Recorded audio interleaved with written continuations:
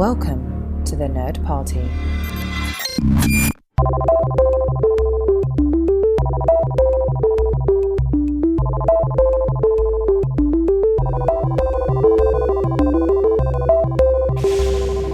Hello, everybody at home, and welcome. This is Second Contact, a Star Trek Lower Decks commentary podcast.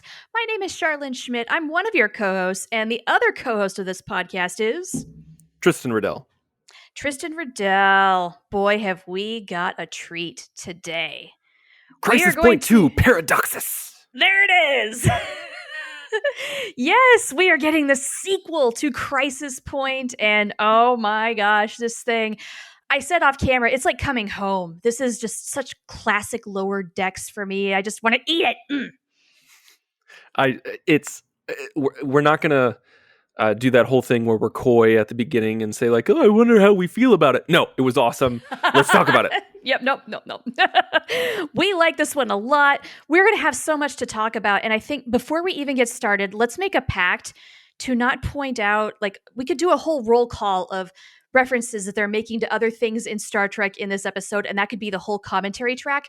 Let's not do that because it's going to be too much. But it's going to happen a little bit. A little bit, but let's be judicious. That's what I'm trying to... There we go, yeah. That's the ground rule I'm trying to lay down. Okay. So if you don't know about what this podcast is, we do a commentary to an episode of Lower Decks, and today is Season 3, Episode 8. You can watch along with us. You can queue up however you watch Lower Decks after the Star Trek screen where the Cerritos swirls by. Stop once you hit the black screen, and then I'll count everybody down. We'll go 3, 2, 1, play. We can watch it together, or if you're just listening, cool, do that. All right. So, everybody ready? Are you ready? Let's just dive in. Let's go. Let's do it. Okay. 3, 2, 1, play. I'm so happy that I get to watch this again. Yeah, right. Like, boom. Yeah, boom. We're in the middle of the action. We are wasting no time. It's interesting because I didn't notice this right off the bat. I didn't notice it until after the opening credits that we're already in anamorphic widescreen. Oh, yeah, you're right. I was also talking with a friend this morning about the movie filter and how it's so good. Yeah. To give it that cinematic quality. But you know what? And I know like many people in the Nerd Party are disappointed in me right now because there's massive screen resolution size junkies. And I didn't even notice that part. I was too busy absorbing all of the things happening in this episode. It's just so much. But that's the thing that is just, if you're not that big of a film nerd, it doesn't matter. But if you are a big film nerd, it makes all the difference because it's like the blacks are crushed. They're like, it's much, there's much more contrast. The reds kind of are pop a little bit more. You have film grain. You also have film scratches. And on top of that, you also have cigarette burns, which is that's one of my favorite touches. I know, like in the corner of the screen, that's when it pops up for when you're supposed to change reels. Yeah. And it happens, I think, at every act. So like there's 3 acts in this episode, and so it happens at the end of every act. And there's also halation, which is insane. Oh. And for people who don't know what that is, can you explain it? Well, it's kind of like it's when there's like a little bit of glow and discoloration on the edges of the subject. And like Google it, you can see the examples because it would take too long. Like that's the bare bones definition of halation. There's way more into it and way more reasoning, but that's kind of what it is that like when you shoot on film, the edge work sometimes, especially if you zoom in, can be a little glowy and have like some blues and some pinks and things like that. Okay, so that's what that is. Thank you. And while we're talking about this, let's talk a little more about the film effect. How do you think they achieve that? Like, is it a combination of things like effects and filters? It's all done in post. I mean, like this since this is an animated project, I mean everything is just filters that you add in post in your nonlinear editing system or your online color system. but it's so perfect. And also the lens flares. You see way Lens more flares. lens flares. Freaking lens flares. It's not complete without the lens flares. Now, I love these Romulan triplets. I want to see them outside of the holodeck so bad. Hey, you never know. This is Lower Decks. Anything can happen. It's like it's their version of Lursa and Beator. I was just about to say it. They're sisters. They got an intense window cleavage. Absolutely. Yeah, you can't miss that. That was definitely what they were referring to. There's all sorts of subtle references like that. Also, these uniforms aren't First Contact uniforms. They're a blending of Lower Decks and First Contact uniforms. Yes, and you know what? I love them. I might even like them more than the Lower Decks regular uniforms. I feel like this is a really great halfway point between the two, and it makes me wonder, like, okay, so did Boimler come up with these? Or is this something that Starfleet is rolling out so that everyone has the same, like they're phasing out FC uniforms and maybe Cali classes are going to get, maybe they're all trying to be a little bit more uniform across the board, but then you have Picard that comes in later on. So it's, Starfleet uniform designers are just so busy coming up with all of these variations and then changing it up entirely every, 1.5 years, something. Oh my gosh, it's insane. It's insane. We have so many variations. Like, I'm not mad about it because it makes the cosplay super fun. You know, you go to any convention and there's going to be 40 different variations of the Starfleet uniform, and they're all amazing. I love that. She calls it the Vindictiverse, and she relates it back to, like, when she's talking about time travel. I mean, we're all getting 2009 Star Trek vibes, and Tendi, of course, is going, yeah, that's a little bit of a scientific reach. You know, it's just so funny. Yes, it's very self-aware of this Trek universe. It's pretty funny. I love the idea that they're watching the opening credits in a holodeck. They're sitting down in a starfield to watch it. That's exactly what I was going to say, is they're actually watching the opening credits. And it's, I think, maybe one of my very favorite parts of this whole episode is that they do that. It's so funny. So good. And so when Boimler came in and was clearly dejected, what did you think happened? I had no idea. Like, did one of his parents die? That was the first thing in my brain, was that one of his parents died or something. I was actually getting kind of mad at Mariner because read the room. Boims is in trouble. Give the man a hug. Now, okay, this is just so cool. The Star Trek II Regulus station, they have basically done a exact replica of it with a younger and longer-haired Carol Marcus type. It's clearly a Carol Marcus stand-in. Yeah. It's a Carol Marcus type. Yes. It's so Boimler good. Clearly has a type. If you look at her, he likes and blondes. then you look at the woman at the the vineyard, and then also the first girlfriend that we see his in girlfriend, season 1. Blondes. They're all blonde and pretty faces and everything. Yeah. Mm-hmm.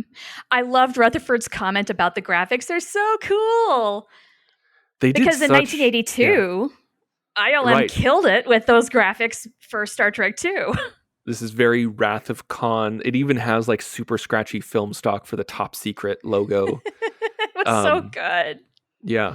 See, I not to go back to the uniforms, but honestly, like this would be such a great rollout if this is what they wore on starships other than Cali class. Like it's kind of like how we had Deep Space Nine and TNG. Like you had station uniforms, you had starship uniforms.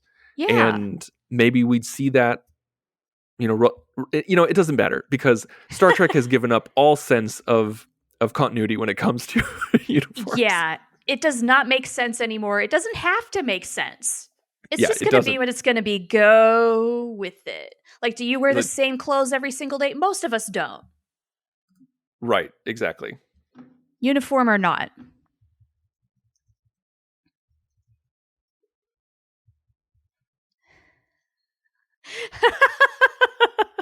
I wonder if Mariner has a little bit of a crush on Carol Marcus stand-in here. Because she's so hot. Why'd you make her so hot if you're not interested?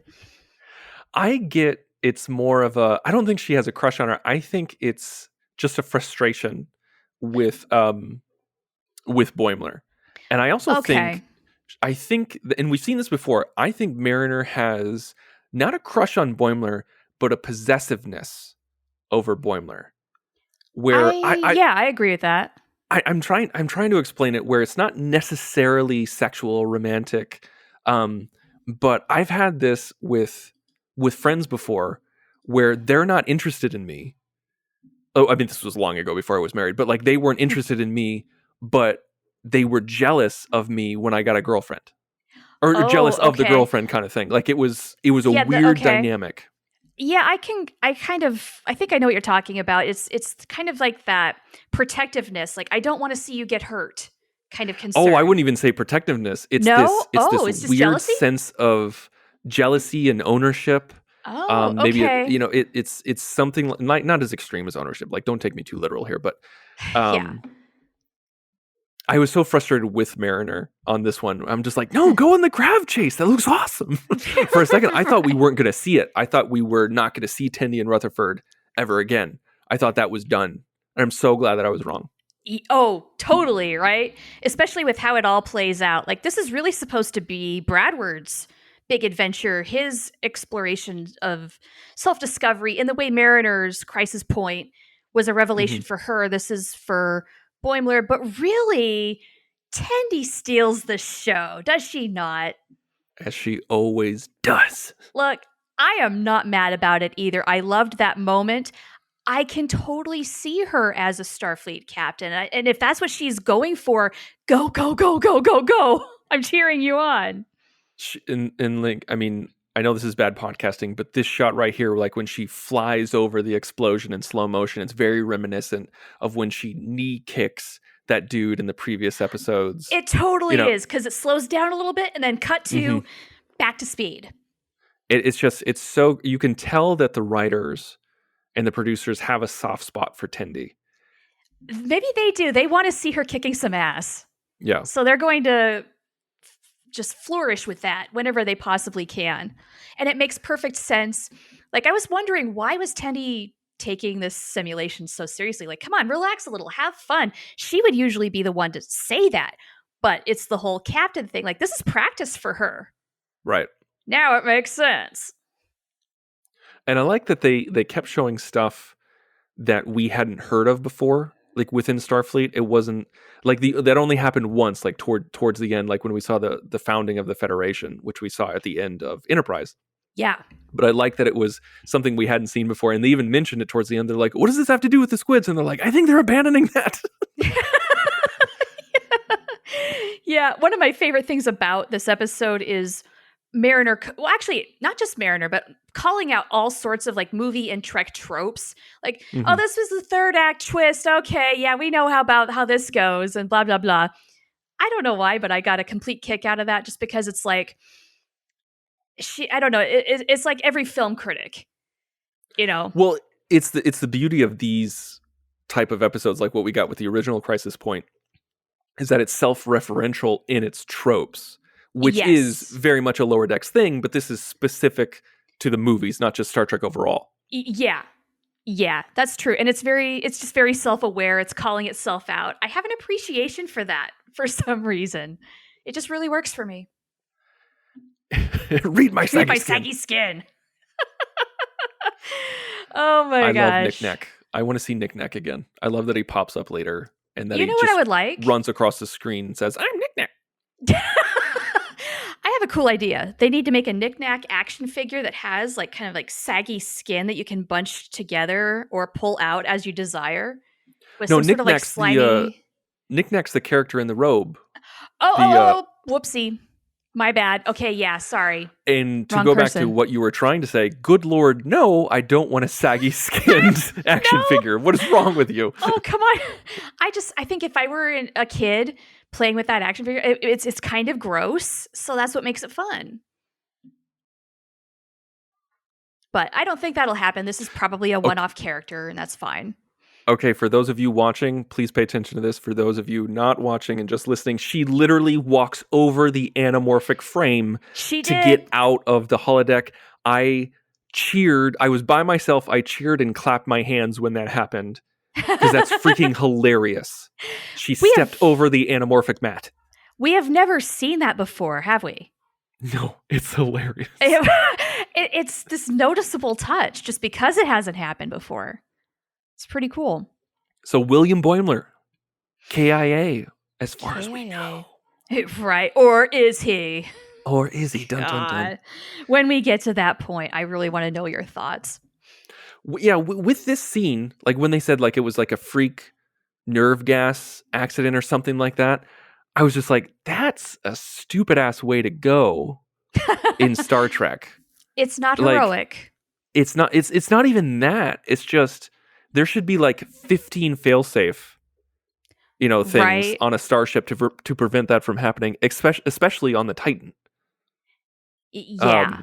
You'd think they so- would have some sort of monitoring thing in the environmental systems. Like, heck, we have carbon monoxide and smoke detectors in our houses. Come on. Yeah. And so when that So it happened, I was sucks. just like, that seems fishy, and there's a reason why. Yes. Yeah, I guess that's our first clue. I love the punks so much. We have the Kirk Thatcher with the boombox and the other gang here of criminal punks. And Just- I'm pretty sure that oh. blue-haired punk was a reference to Rick from Rick and Morty. Oh, probably. Yeah. I Good think call. so. Yeah. Because as we all know, that McMahon used to write on Rick and Morty. That's right. That's right. This show and that show get compared all the time as to whether or not Lower Decks is being too Rick and Morty or if it's just enough. I don't see it, honestly. I don't see Lower Decks as being Rick and Morty. Maybe with the rhythm of the language is kind of Rick and Morty, but that's as far as it goes for me. And I'm a huge Rick and Morty fan. I'm a huge Lower Decks fan, and I don't think it's. I think people read into that too much. Just because Yeah. McMahon worked on both shows, because they're both animated, that doesn't make them the same thing. Yeah. And a lot of maybe animation the character designs has, a little bit. A lot of animation has these shared styles where it's fast paced, fast talking, that sort of a thing. That does not mean this is a clone of Rick and Morty, just Star Trek. So Boimler has bags under his eyes. Like, how much time He has does. passed?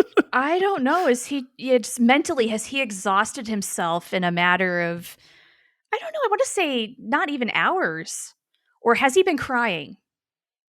Maybe No, his eyes are a that's little what they're trying to puffy. I show. think that's Yeah. what they're going for, actually. I Come think to you're think right. of it. And he does have he has to go to the sick bay because of dehydration. So maybe they are Yeah. maybe they are in there all day, Maybe. Because that's the thing, like when you're playing this kind of story, it's not going to be 2 hours like watching a movie. I mean, Right. if you're going to be playing it, this feels like an all-day thing. Like you're going through Right. it in order to experience the story. It's kind of like a video game where like you'll play for 8 hours easily. Right. Which I'm sure makes booking holodeck time a little difficult just because you're booking such large bricks of time. Mm-hmm. Knick-knack! There he is. I love how he calls Boimler Purplehead. That's my new nickname for Boimler. I like Boims, but Purplehead is good too. I think Boims is mine. Boims is my I mean, my yeah, name you for can't him. beat Boims. But I don't know, the whole thing, like the emphasis on his purple hair this season just makes that click. Now, what did we find out about his purple hair? This was a couple episodes ago. That He dyes his it? hair purple. Yeah, it's not naturally right. purple. We still don't know his natural hair color, which I hope someday we'll find out. Just for kicks and giggles. I love that Mariner referred to this as the Kirk way, where he just starts beating the acolyte instead of trying to reason with him. That's right. I'm going to punch it. And we get another Kirk reference later on. Yes, we do. Yes, we so many references in this episode. I'm going to have to watch it a few times just to absorb every little detail they put in here. This is because it's a lot. It's a lot. I got super excited when we got to the founding of the Federation. I really thought that we were going to get like a close-up of T'Pol or have an interaction with Archer, something like right? that. Like I wondered, like, is this going to be Enterprise's moment to cameo on Lower Decks? Right? This would have been And- the perfect time to get an Enterprise cameo. Yeah, Like, have them come back. we shouldn't have gotten our hopes up just because there's been a little bit of talk about that recently in interviews, and they said, yeah, we'd love to. Right. We'd love to. It doesn't Yeah. mean, oh, hang on, just keep watching. No, it's, well, we'd love to. Oh, okay, so it's not happening. Fine. Also, the bomb is the same shape as the Nemesis bomb. Yes, it is. With the Romulans and whatnot and everything like that.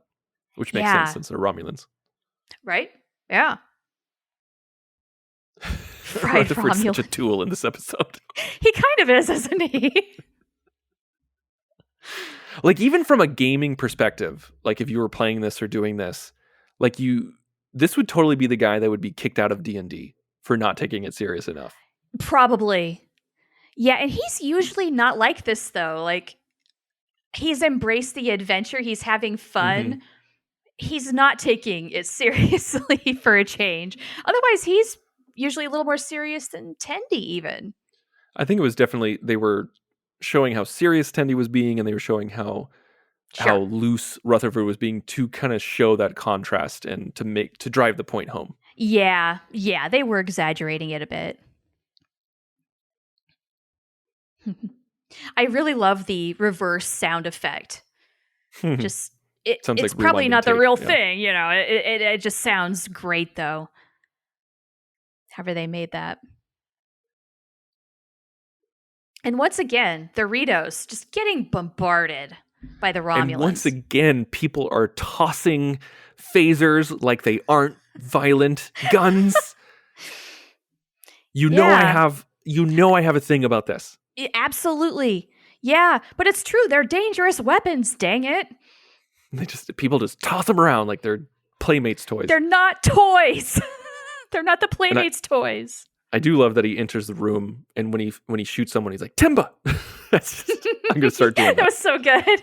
I love Kayshawn so much. Kayshawn's great. He hasn't had a whole lot to do this season, but it's been nice to know that he's around. He's not gone. Well, I think he's had as much time on screen as Shax or even Freeman, I think. I mean, maybe I'm wrong, but... Well, maybe, I don't know, Shax maybe has a little more than him, but yeah, it's not like it's not like he's the Lieutenant J where he gets to say nothing at all. That's true. So this is where I'm going to use my chip to talk about references. So they're flying to the planet Shatnari. Yes. Shatner. This planet is very reminiscent of Star Trek V, the Final Frontier. There's Shakari. A godlike character, Shakari, but it's Shatner. And there's a godlike and this character. Is like the God Rock, right? And there was supposed to be rock monsters in Star Trek V, but then they were cut. And this is just one big Star Trek V love fest. It really is, and it actually gives a little bit of cred to Star Trek V, I think. Just, I don't know, they do this so freaking well. The one thing that I think is missing and that I was waiting for was the whole, excuse me, I have one question. And what does God need with a blank? Yeah, Mariner. But it didn't happen.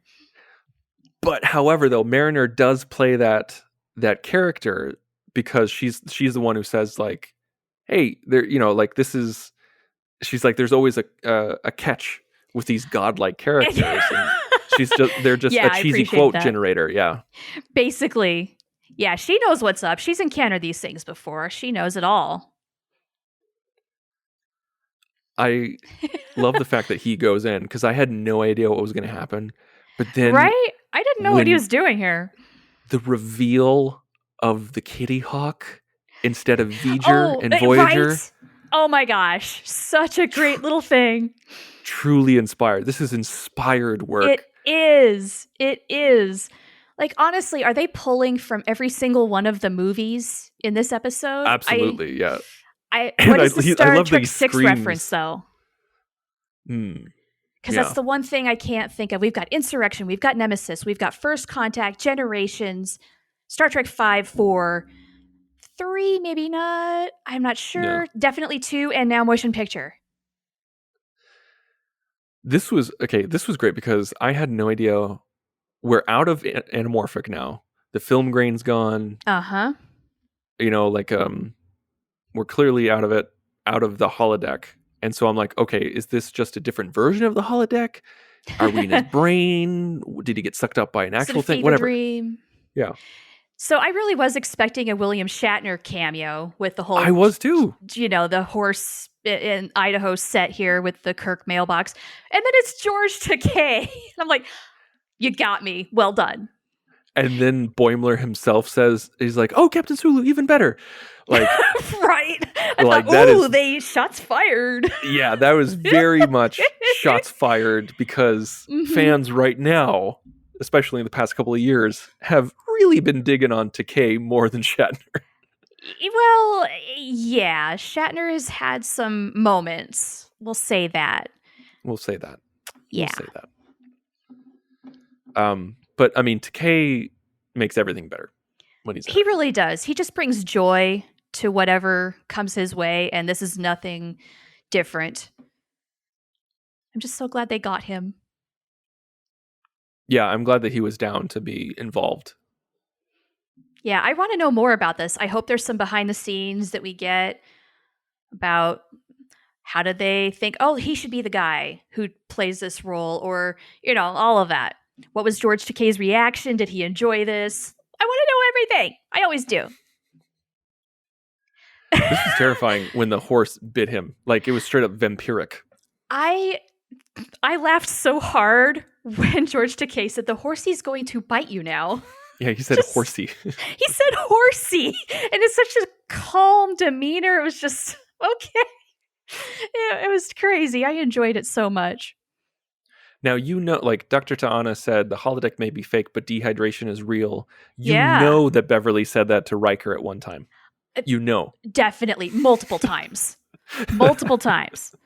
Guys, you got to drink up during your holodeck activities. Take some Gatorade with you. Absolutely.